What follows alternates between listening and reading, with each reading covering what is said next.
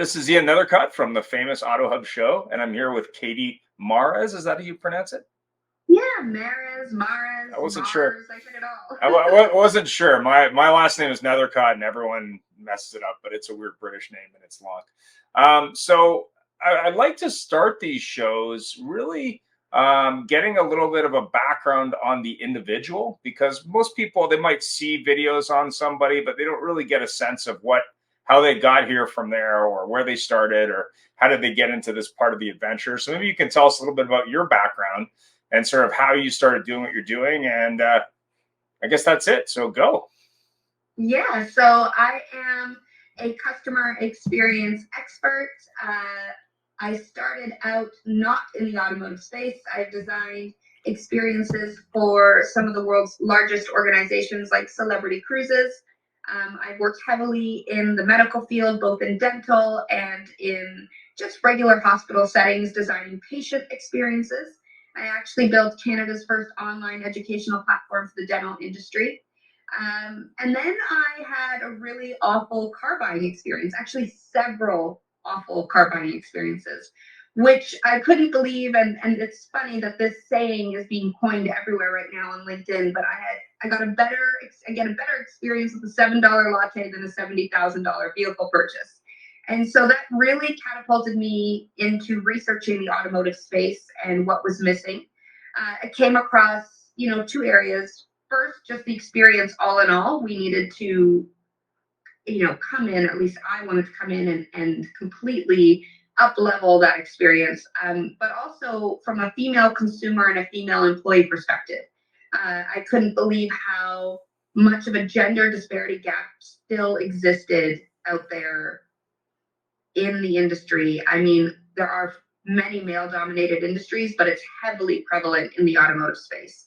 And so I came into the space with that goal in mind, is to change the experience for customers, especially the female consumer, both internal and external. Interesting. Yeah, I mean, we've talked about the customer experience for 5 years now. My personal history in the car business is 25 years in the business myself, including 10 retail. I have a family history going back close to 100 years, originally from Ontario. But at the end of the day, I mean, part of the challenge, I think, in the auto industry, which is true in the airline industry and other industries, is resistance to change, but more importantly, the rate of change. Now, what I'd say has changed in the last, say, 5 years, that pace of change has accelerated. But what I find interesting that you bring that up is we did a show almost 5 years ago about women in auto, and people basically told us that's a bad idea. And we've done many since, but what always shocked me when I sold cars, but even before that, when I bought cars myself, because I've been a car nut my entire life, even though my dad, before I became a medical doctor, worked in the industry. Essentially, I didn't have that experience because I was passionate about the car. I just found that I had to go through hoops because that's what it was. Now, what I see today, which is kind of interesting, as we've seen Amazon enter the industry and then some new entrants from other places in terms of new car companies, is that there has been a focus from the OEM down on improving it. The challenge is the resistance to change. So when I look at digital retail, to pick a random part of the car business, or online buying, to pick Amazon as a company, and to pick gender diversity, because this is true not just in sales, but in the service side of the business as well. The thing that really, I think, is the biggest impediment, not just the resistance from the car dealer, is the makeup of the people working in retail. When I worked in retail, generally the only women working in the dealerships I worked in, and not to say this is right or wrong, were either at reception, in finance, or in accounting. Those tended to be the three areas. A little bit in service, usually in the parts department sometimes, or sometimes in the service lane. And that's why we started to do HR shows on retention and attraction of female employees, because the numbers were so bad. Now, what we've learned from 5 years and close to 400 episodes on various topics in auto around making the industry better is that no one really cares, it seems, about human resources, but more importantly, diversity in staffing. but they all seem to be focused on customer experience, but a lot of it's talk. What do you feel is the straw that will break the camel's back where they actually start doing things? Like, I've heard a lot of talk about this, don't get me wrong, and I've done a lot of talking about it, but what do you think is actually the pivot point where that actually starts to change drastically?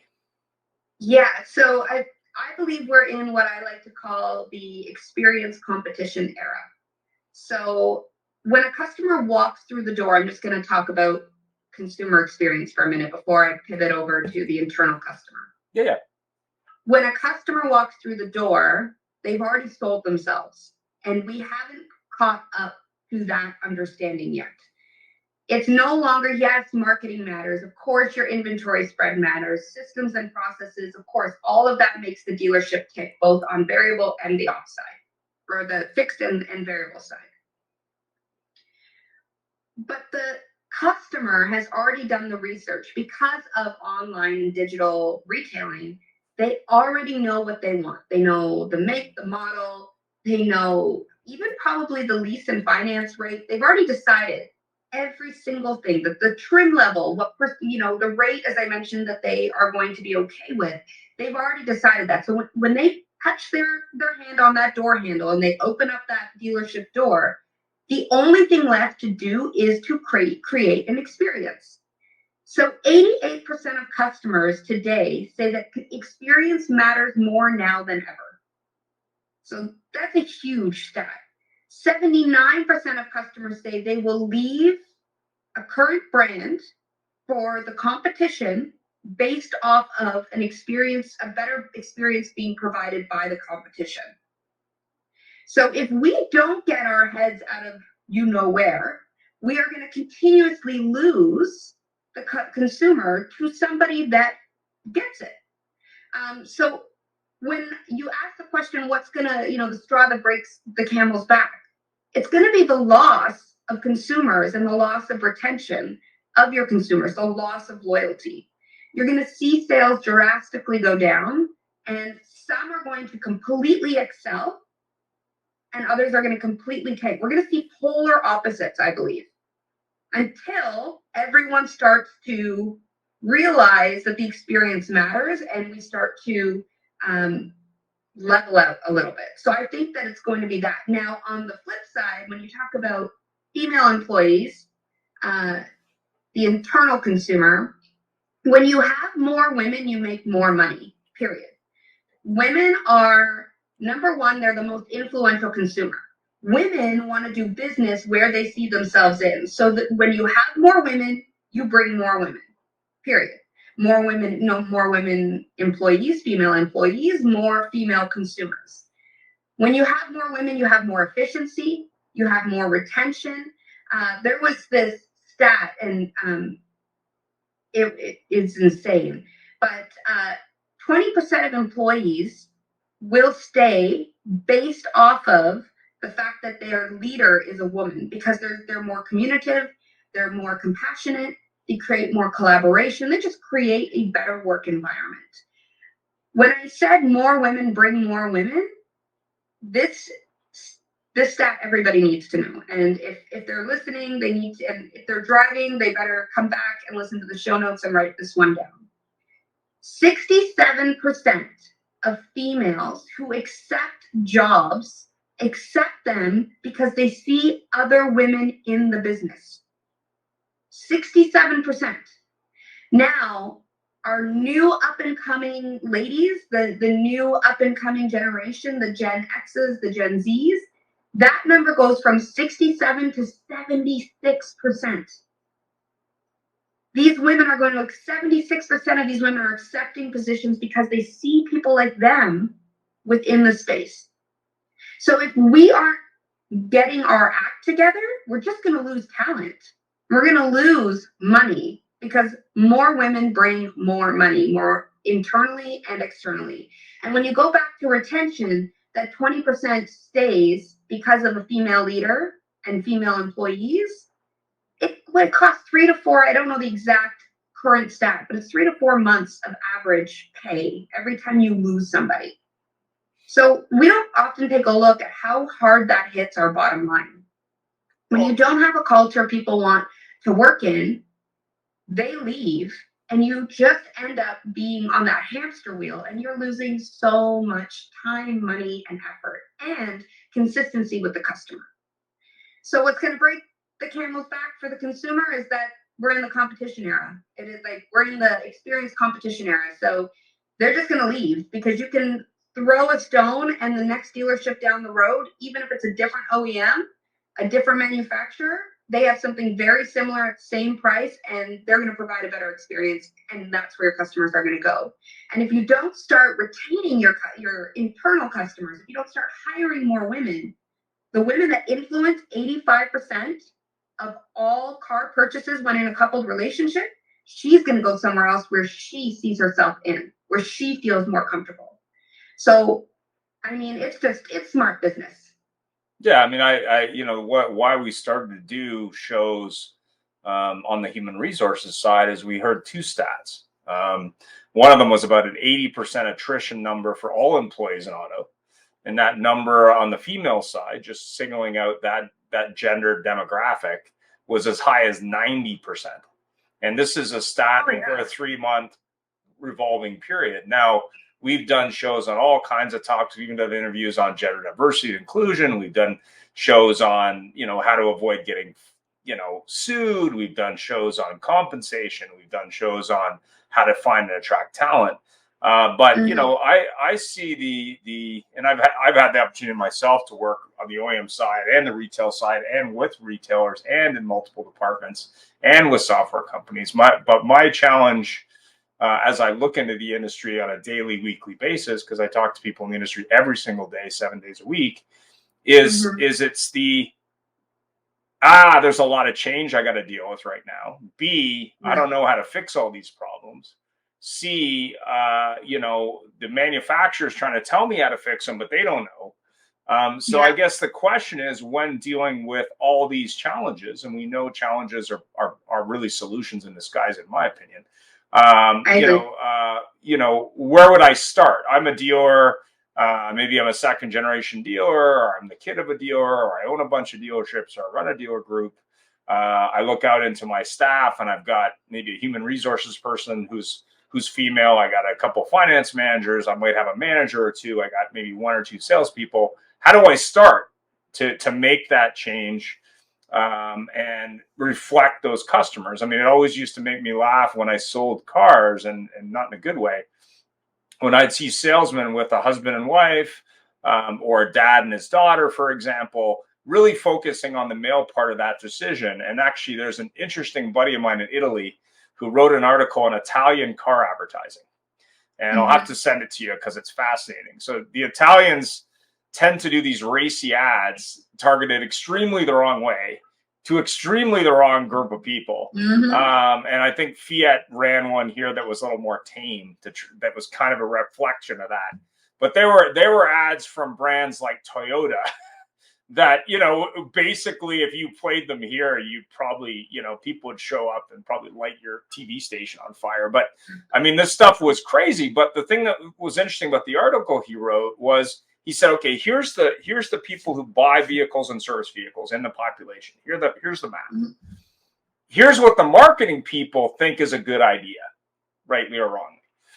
This does not line up with what's actually going on. And I always use the example of a lady, I think she ran a Fiat store in Austin, Texas. And I think she's now in real estate. But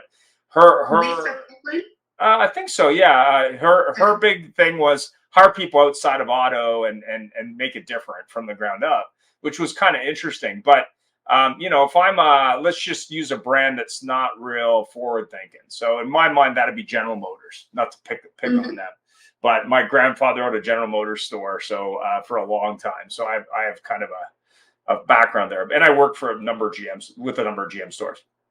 So basically, their philosophy is, yeah. This is kind of how we do things. We've always done them this way.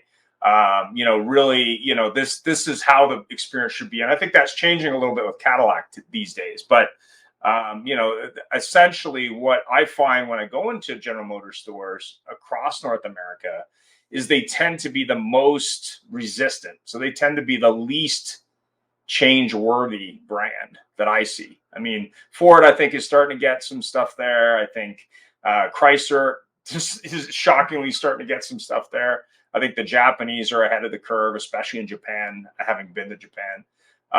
But, you know, when I look at even Highline brands, I've had some poor experiences in Mercedes stores. Even when I did work for Mercedes Canada, when they owned the locations, the experiences weren't good.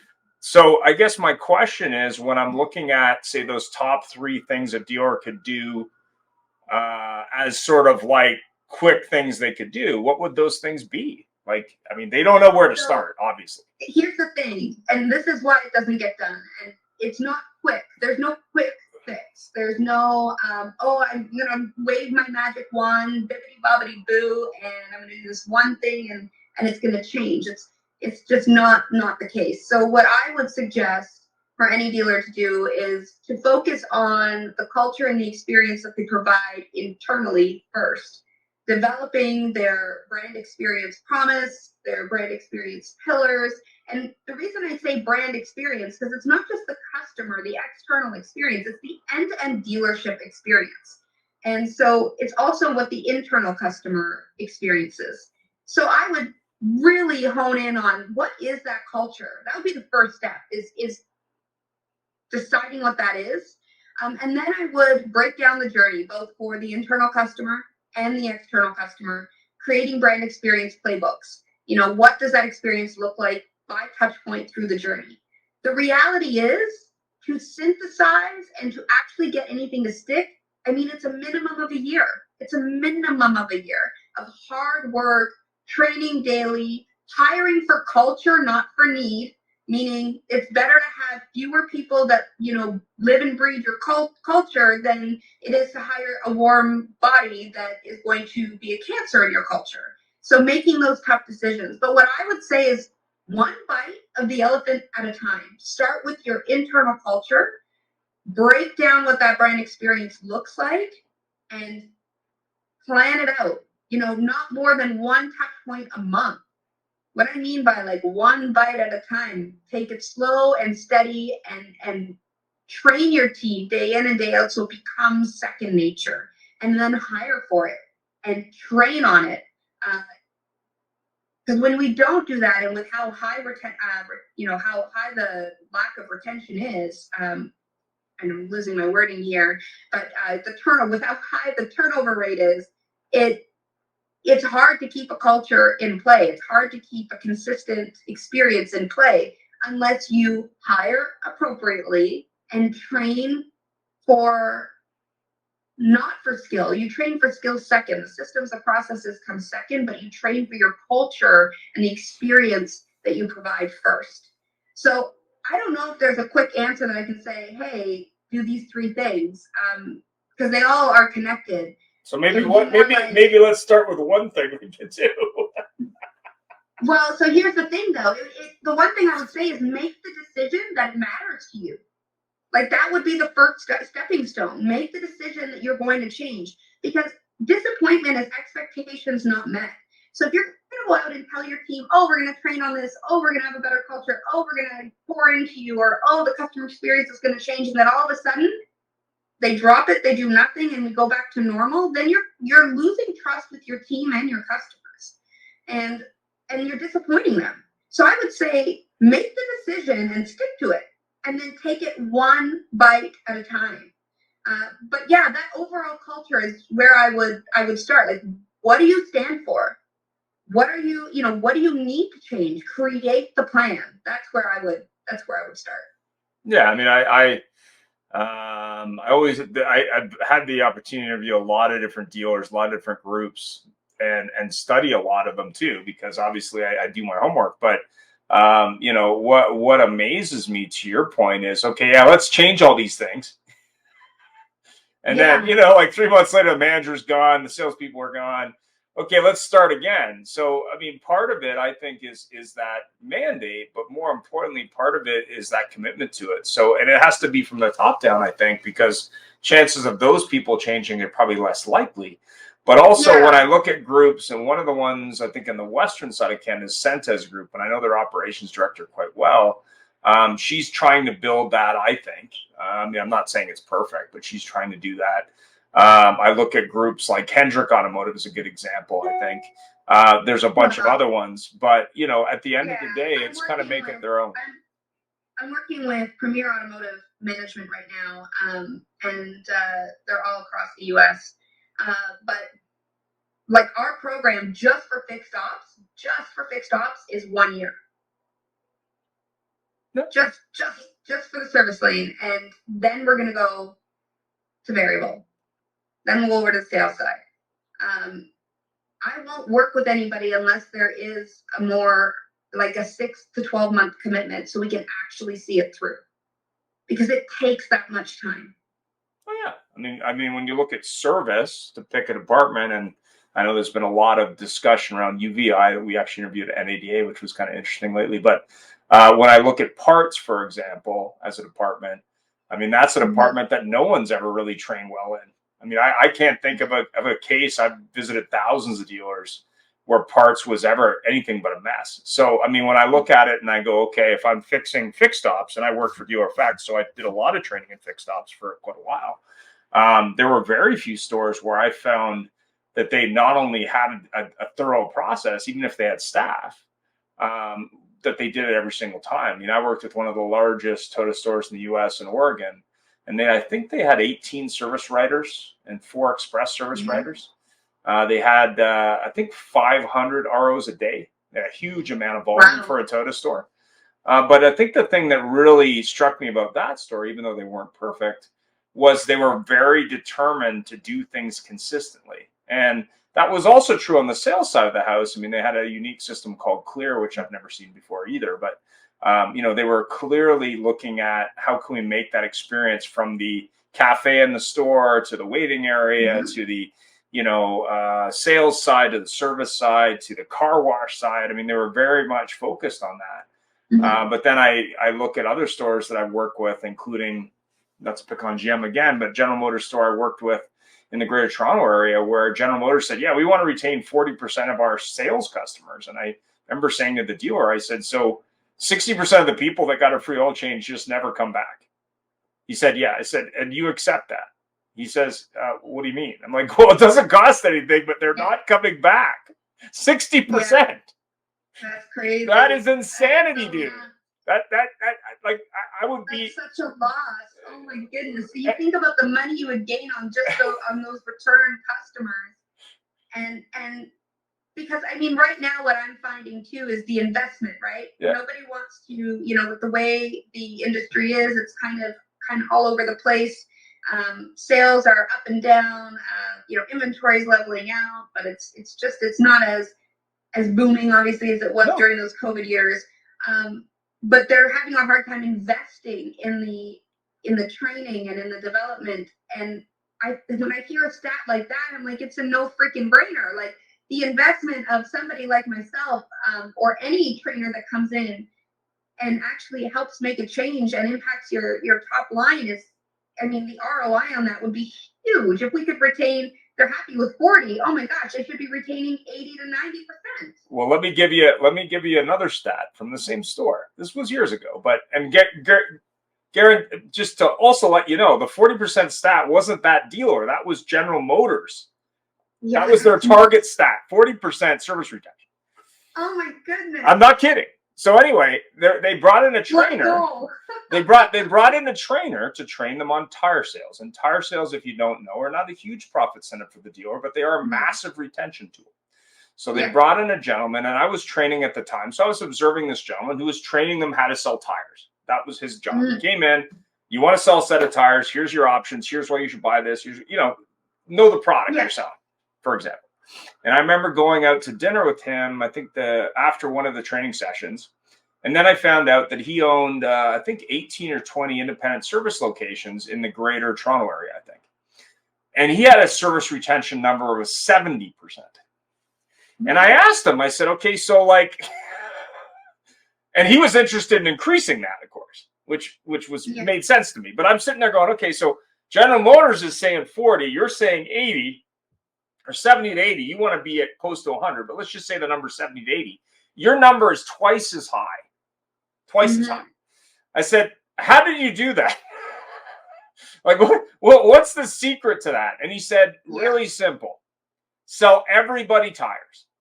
It doesn't matter if you make money. It doesn't matter if they're the right tire. It doesn't matter if it's the most expensive tire. It's about you're there being of help when someone needs tires.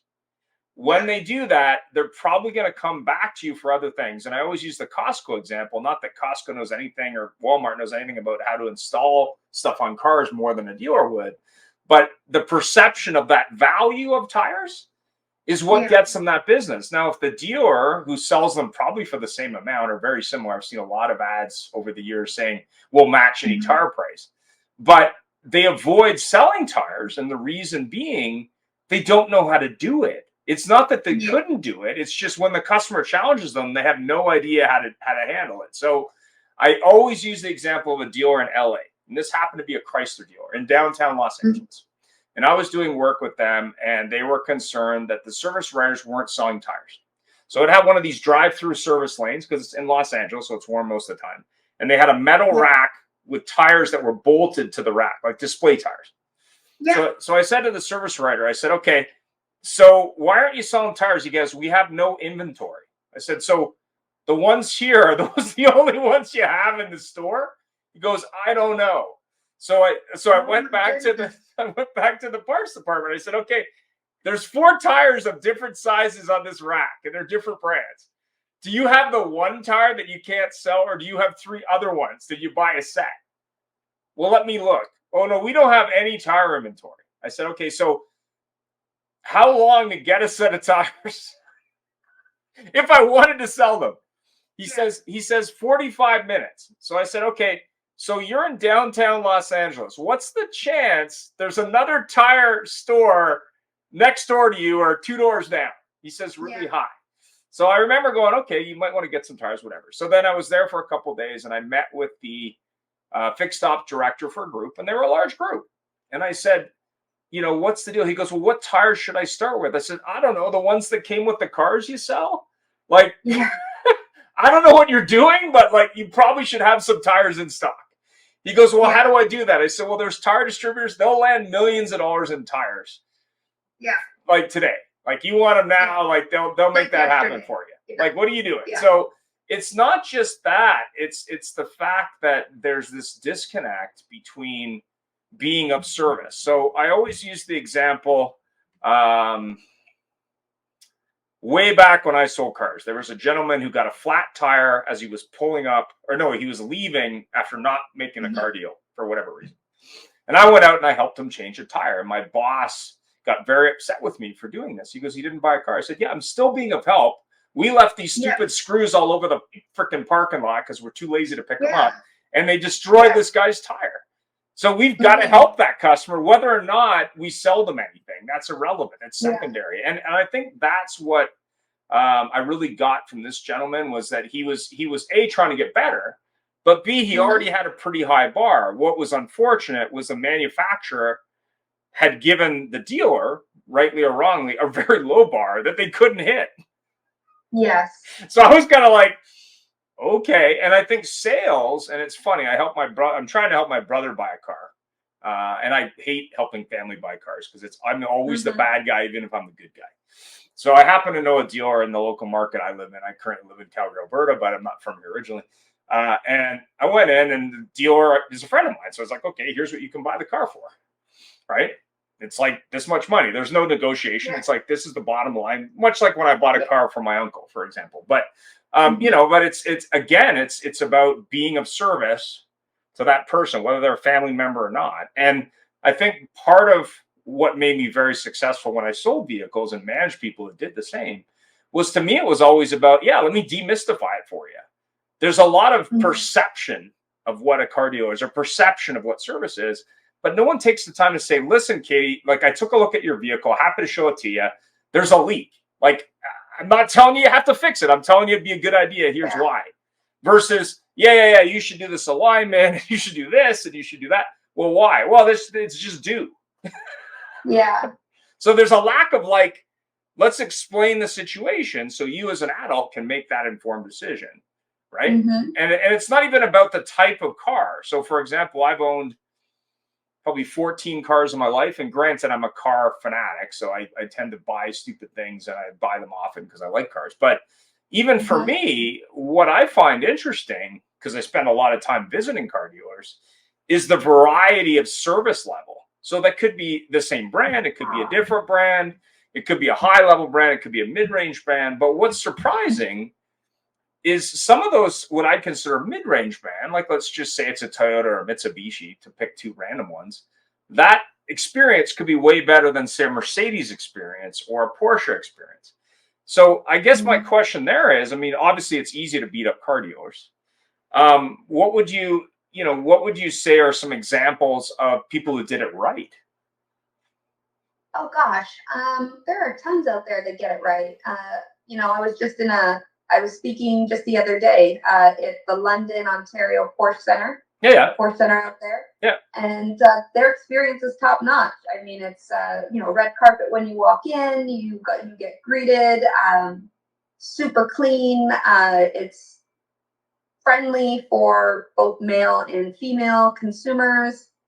The team members are all smiles, just incredible. Like I was there to speak, but I still got treated like I was there to buy, and it was awesome. Like it was fantastic. They know their stuff, and it was less about the buy and more about how do I make you feel at home. The store felt very, very home. I felt very comfortable. There are groups out there like Premier Automotive Management, and I think the Hudson Group as well, where they have dedicated, I know Hudson Group has dedicated training programs, like dedicated training department. And Premier Automotive Management has dedicated, they have a CXO, a customer experience officer, Tracy Fields. And so they're dedicated to providing that experience across all 43 locations. So there's definitely folks out there that are making the strides and doing the hard work. It's not easy. It is hard work. It's, a mentor of mine always said there's never a ribbon cutting ceremony when it comes to the customer experience, because there isn't. Your customers will change. The industry is going to change. Your employees are going to change. So you will always have to be ready to pivot, change, and show up for your customer and your employees, your internal customer, the way they need in that moment.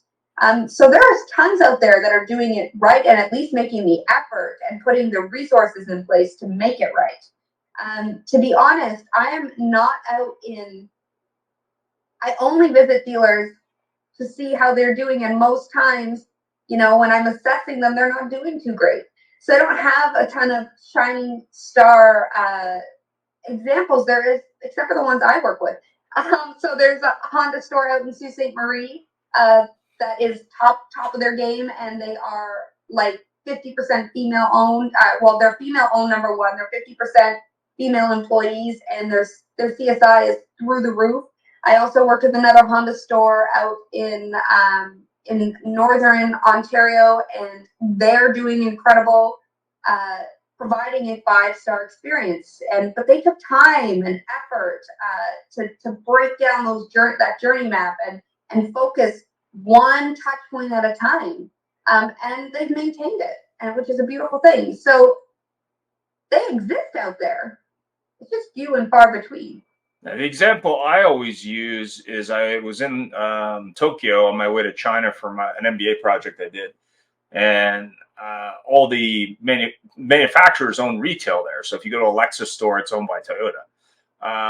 And part of it's cultural, but I was just shocked by that experience in a store. I happened to visit a Lexus store where I was staying. I was just shocked at the reverence they had for the customer. I almost never have had that experience in any store in North America. Granted, there's been some good ones, but generally, I've never seen that. And it was like if they were thankful you even showed up. Like that's what really blew me away. And part of it was culture, bowing, and this and that. But and I happened to drive a Lexus car at the time. But I mean, at the end of the day, I think that's attainable. Maybe not in that cultural way, but I think it's attainable for that type of experience. And I think it's a fine line, because I see some Porsche stores, and that's another car I have owned. Some of them there's not enough interaction. Like there's some, But when I Yeah. compare them to, say, like a Harley Davidson store, for an example, because they're big into retail clothing, there's kind of that, there's similarities but differences. But I think there's a lot of common threads going through a lot of that, where it's like, okay, well, I want to be of help, but at the same time, I want to be helpful and caring about the customer. And I think that's really where the rubber hits the road, whether it's a Chevy store or a Chrysler store, or a Toyota store, a Honda store. I worked for a Honda store for 10 years, pretty familiar with the brand.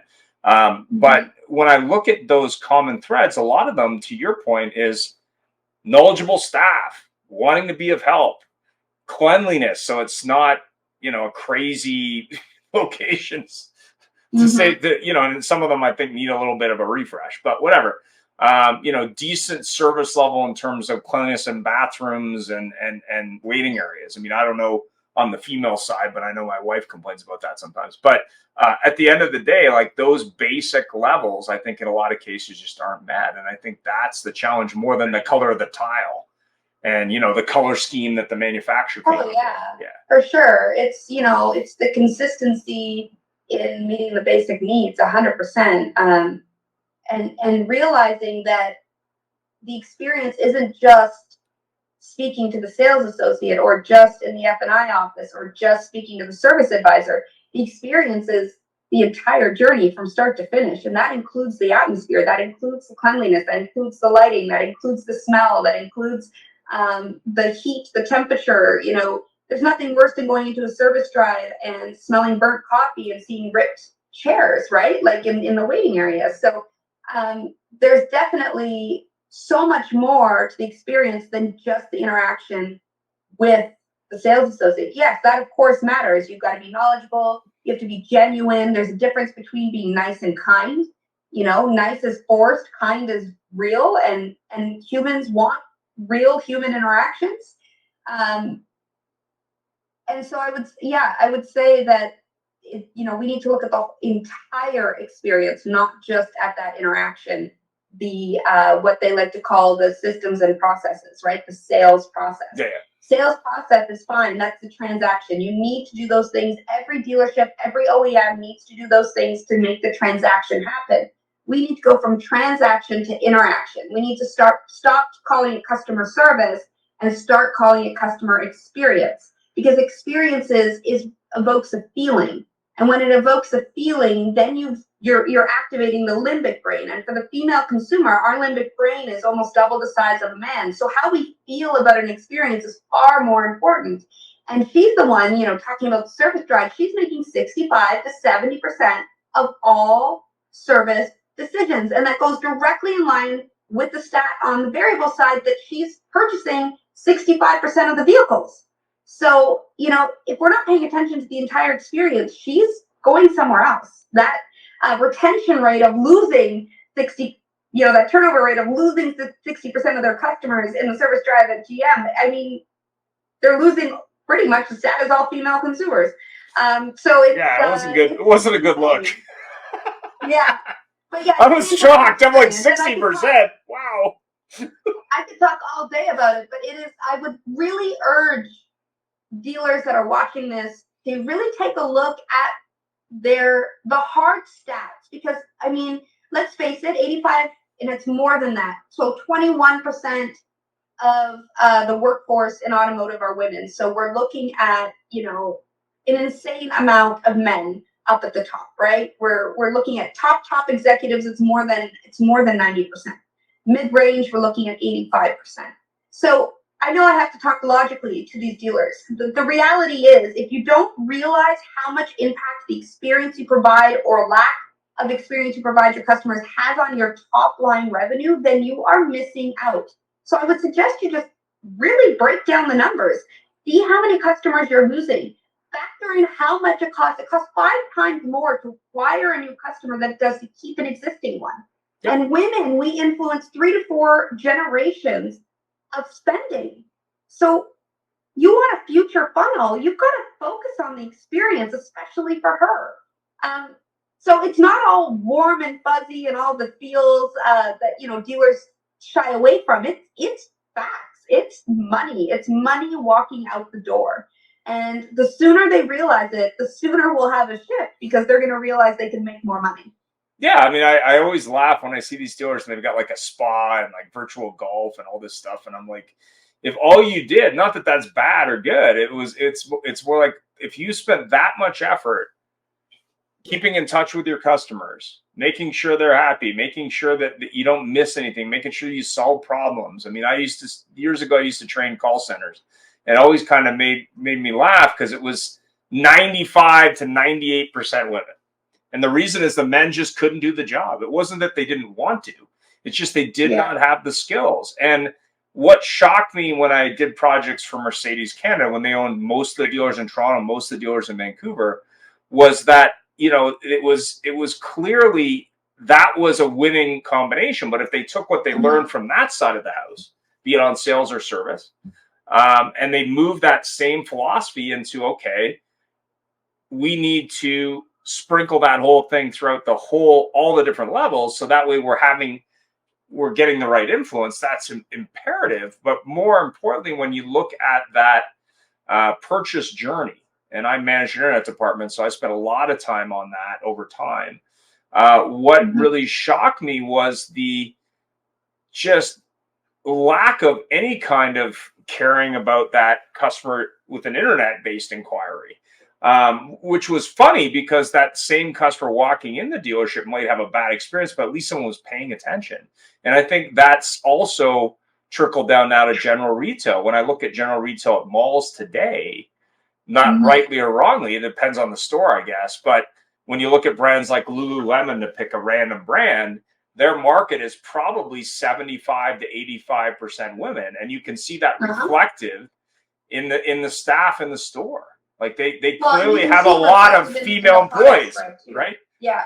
Well, they do, and they do have some men too, but it is all female employees, and even the men want to be served by women, so they got it going on, especially in those Lululemon tights, right? So they draw the men in.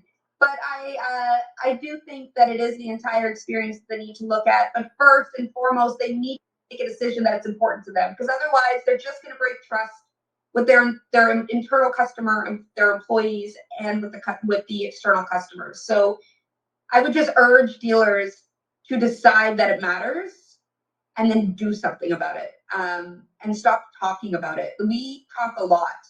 I noticed that in the auto space. We talk a lot, and now there's a ton of awareness around the customer experience. There's an insane amount of awareness around female consumers, or not consumers, but internal consumers, and bringing women into the industry and creating equality. But it's a lot of chatter. It's time to change. It's time to move. And so anybody watching this, I know I seem very pointed, but that's what you're going to get with me anyways. I'm just very pointed. You're going to miss out if you don't decide to change. So just do it. It's hard work, but just do it. It's going to be worth it in the end. No problem. Well, thanks for that. How can people reach out to you? How can people find out about you? Where can they find you? Yeah, you can go to my website, katie.mares.com. You can find me on social, LinkedIn, Facebook, Instagram, at katie.mares. I'm really everywhere. So you can email me, katie@katie.mares.com, or reach out on DMs. Right. Well, thanks very much for taking the time today. There will be information below in the description once I have a chance to edit this. And thanks for taking the time. I know you're busy. And of course, thanks for taking the time to watch the Auto Hub show and this great one-on-one interview on our new interview series. Have yourself a great day.